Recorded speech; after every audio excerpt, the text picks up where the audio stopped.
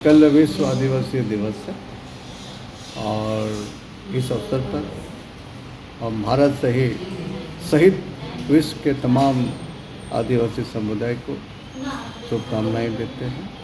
और झारखंड में जितने भी जनजातीय समाज हैं, जनजातीय समुदाय हैं, उन्हें भी हम शुभकामनाएं देते हैं कि भारत के संविधान के तहत जितने भी हमारे अनुसूचित जनजातियों के लिए जो संवैधानिक अधिकार है, विशेषकर 5वीं अनुसूची, 6ठी अनुसूची का जो प्रावधान है, फी पैसा 1996 का जो प्रावधान है, इसका अध्ययन करें।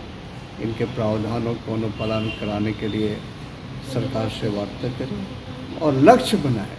अनुसूचित क्षेत्रों में फी पैसा की धारा 3, 4, 4D, 4M, 4O और धारा 5 के आलोक में अनुसूचित क्षेत्रों पर जिले के स्तर पर अनुसूचित क्षेत्र स्वायत्त परिषद और निचले स्तर पर ग्राम सभा की स्थापना की जानी है, जिनके पास 7 शक्तियाँ रहेगी और जिनके पास कार्यपालिका, विधायिका, न्यायपालिका जैसे तीनों शक्तियाँ भी निहित रहेगी। तभी अनुसूचित क्षेत्रों के प्रशासन और नियंत्रण सुनिश्चित हो पाएंगे। संविधान में जितने भी प्रावधान है, विशेषकर संविधान के 5वीं अनुसूची, 6ठी अनुसूची के जो प्रावधान है, उनका अध्ययन करें।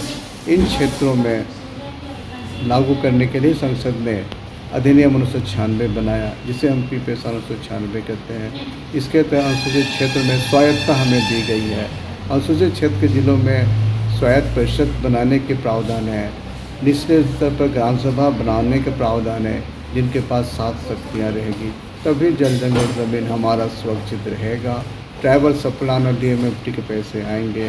अनुसूचित क्षेत्र में प्रशासन और नियंत्रण सुनिश्चित की जाएगी। हम देश के सभी जनजातीय समुदाय से ये आग्रह करते हैं कि इनके प्रावधानों को लागू कराने के लिए एकजुटता के साथ राजनीतिक सीमा और धार्मिक सीमा से बाहर निकल करके संविधान की धारा के अनुरूप लक्ष्य स्थापित करें और संपूर्ण देश में जनजातीय समुदाय का नेतृत्व करें, सामूहिक नेतृत्व करें। और हम फिर से कहेंगे, जनजातीय समुदाय एक हाथ में भारत का संविधान और दूसरे हाथ में अपना रीति रिवाज पकड़ करके आगे बढ़े, तभी यह जनजाति सुरक्षित रहेगी। मेरा नाम विक्टर कुमार माल्टो है। मैं आदिवासी बुद्धि मंच जो रजिस्टर्ड संस्था है, उसका मैं संस्थापक भी हूँ और राष्ट्रीय संयोजक भी हूँ। और मैं सांवरिया पहाड़िया जनजाति समुदाय का सदस्य हूँ, जो झारखंड राज्य में आदिम जनजाति के रूप में चिन्हित है। अंत में फिर हम देश के सभी जनजातीय समुदाय को इस अवसर पर, विश्व आदिवासी दिवस के अवसर पर हार्दिक शुभकामनाएं देते हैं, बधाई देते हैं कि भारत का संविधान को एकजुट रखिए, संरक्षित रखिए। इसके लिए ज़रूरी है आदिवासी समाज धार्मिक सीमा से भी बाहर निकले, राजनीतिक सीमा से भी बाहर निकले। एक हाथ में भारत का संविधान और दूसरे हाथों में अपना रीति रिवाज पकड़ कर आगे बढ़े, तभी आदिवासियों का कल्याण सुनिश्चित होगा।